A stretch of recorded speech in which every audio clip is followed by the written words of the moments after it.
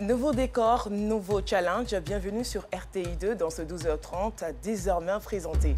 Au sommaire, la communauté musulmane engage dès ce samedi 2 avril et cependant un mois l'observation du jeûne du Ramadan après l'observation du croissant lunaire dans les localités de Bessawa et Bondoukou. Formation, conférences sont les activités qui ont marqué la première édition de la Journée nationale des femmes et des médias dans les médias à l'Institut des sciences et techniques de la communication polytechnique ISTC. Une fois de plus, soyez les bienvenus. Pendant un mois, le fidèle musulman se lèvera à 4 heures pour le saour, ne boira ni ne mangera durant la journée et fera la rupture de son jeûne au coucher du soleil. Une annonce du Conseil supérieur des imams des mosquées et des affaires islamiques, COSIM, après l'observation du croissant lunaire dans les localités de Bessawa et Bondoukou. Ce rituel de partage, de pardon et de dévotion sera sanctionné par la célébration de la fête du Ramadan. La ville d'Odiéné a enregistré un orage d'une intensité atteignant les 75 km/h. Selon la Sodexam, l'orage a fait de gros dégâts, notamment au niveau de l'aéroport, dévastant complètement le bâtiment abritant l'aérogare. Une école primaire qui a perdu 3 bâtiments à raison de 9 salles de classe et un bureau.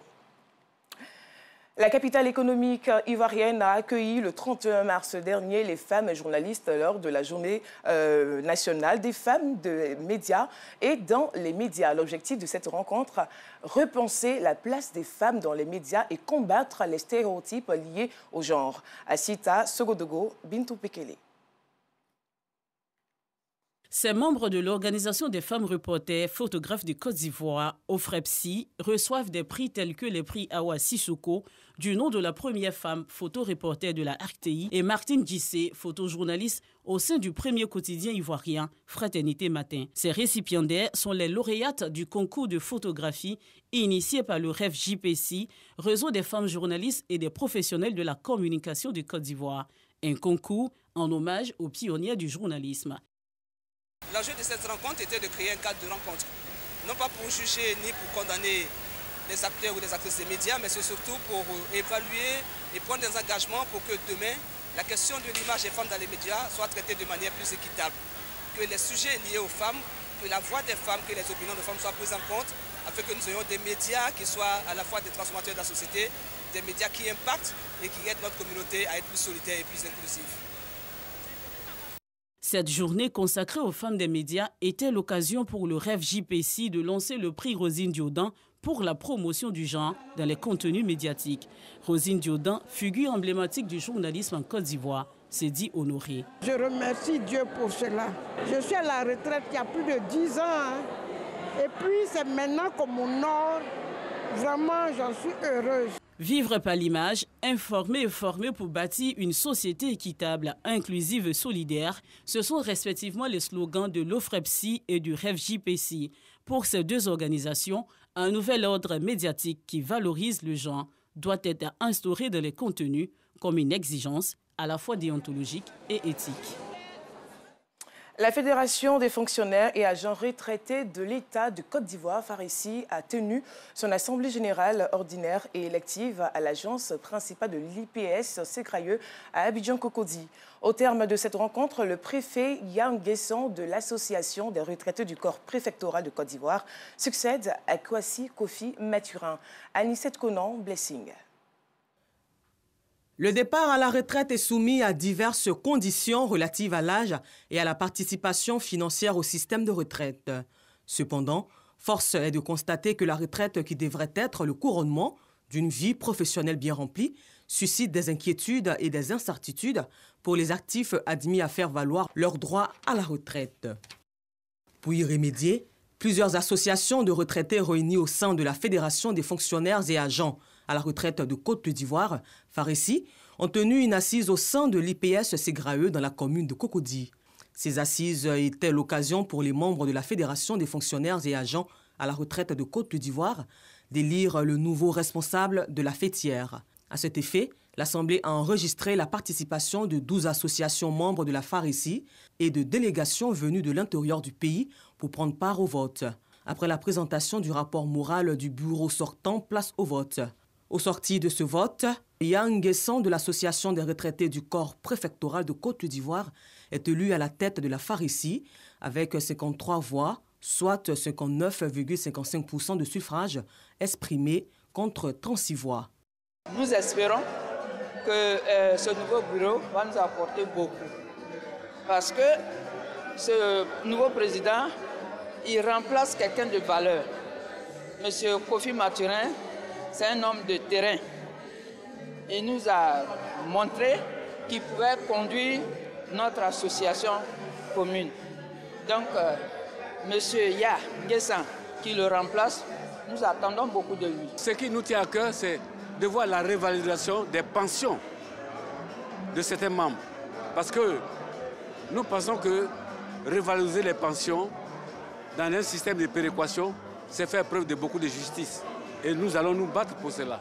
Se réjouissant du choix porté sur sa personne, le préfet Yang Nguessan, âgé de 72 ans, a exprimé sa gratitude. Je me dois de faire mieux pour ne pas décevoir mes mandants. Et surtout, nous représentons un vivier d'expertise. Et ce vivier, nous le mettons au service de l'État de Côte d'Ivoire.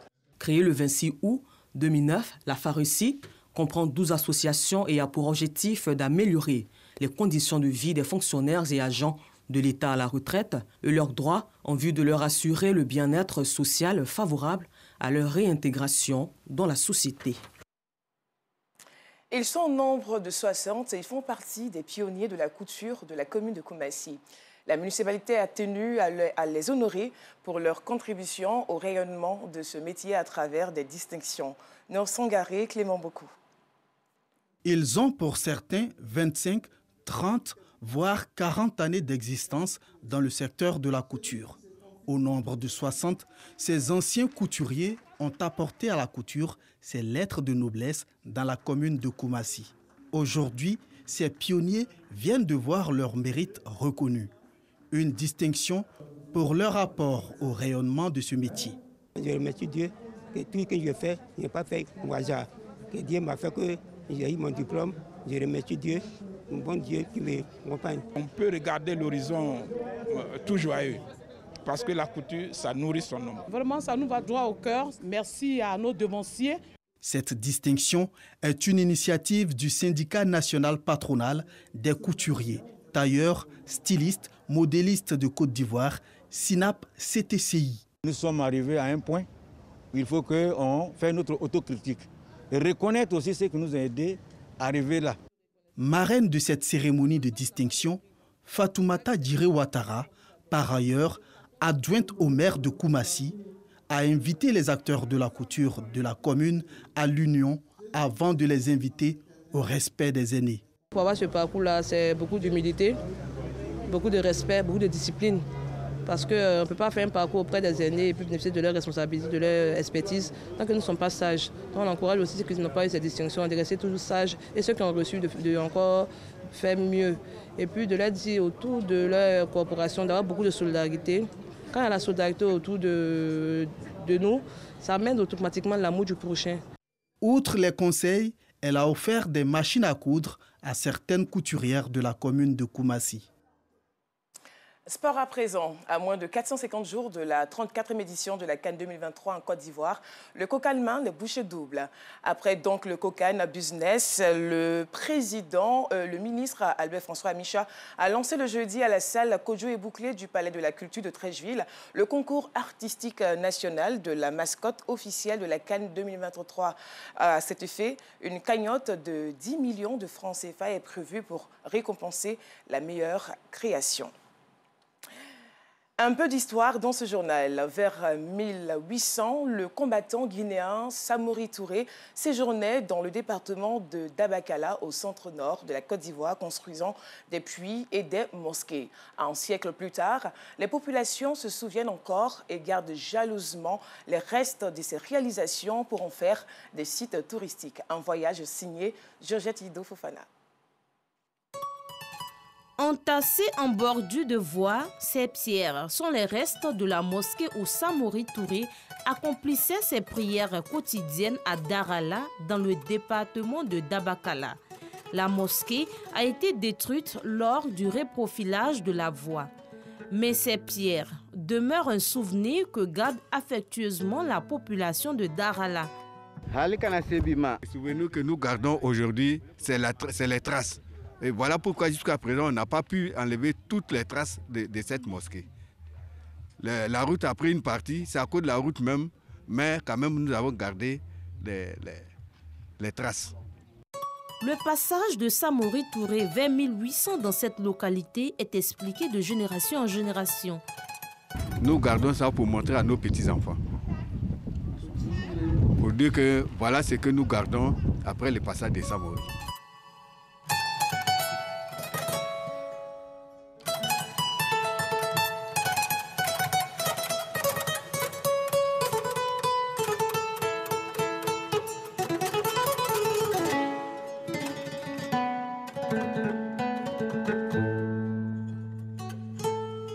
Selon le chef central des Djimini, Samori n'a pas combattu les populations de Darala.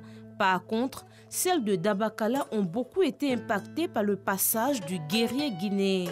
Toutefois, on garde quelques patrimoines touristiques de lui. Quand Samori se promenait tuer les gens et qui venait laver les épis dans ce marigot, c'est pour cela qu'on l'a surnommé Djiriko. Quand on entend en Djimini, Djula, que Djoriko, où on lave le sang.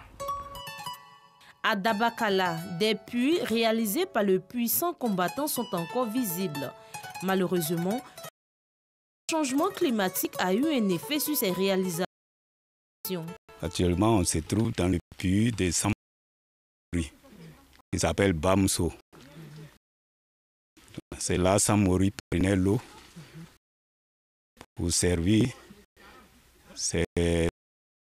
ses guerriers et sa famille qui était en train de combattre avec lui. On laisse ça au milieu là, les enfants, n'ont qu'à connaître ça dans la nuit. Tout l'eau est parti. Pendant la saison pluvieuse, il y a de l'eau. Ces carités dans la cour de la mairie de Dabakala sont aussi l'œuvre de Samori. C'est ici qu'il venait se reposer après avoir combattu. Les gens viennent visiter, ceux qui apprennent le Samori à passer ici. Bon, quelles sont les preuves? Ils viennent demander. Et quand ils viennent demander quelles sont les preuves, on vient leur montrer ces carités-là. Samori Touré a repoussé plusieurs communautés hors de Dabakala.